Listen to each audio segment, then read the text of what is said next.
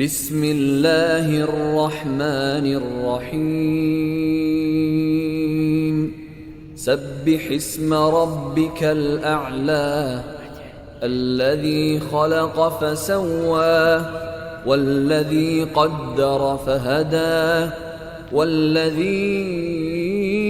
أخرج المرعى فجعله غثاء أحوى سنقرئك فلا تنسى إلا ما شاء الله إنه يعلم الجهر وما يخفى ونيسرك لليسرى فذكر إن نفعت الذكرى سيذكر من يخشى ويتجنبها الأشقى الذي يصلى النار الكبرى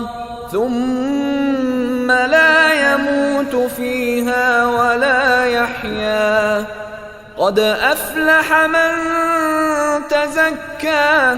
وذكر اسم ربه فصلى بل تؤثرون الحياة الدنيا والآخرة خير وأبقى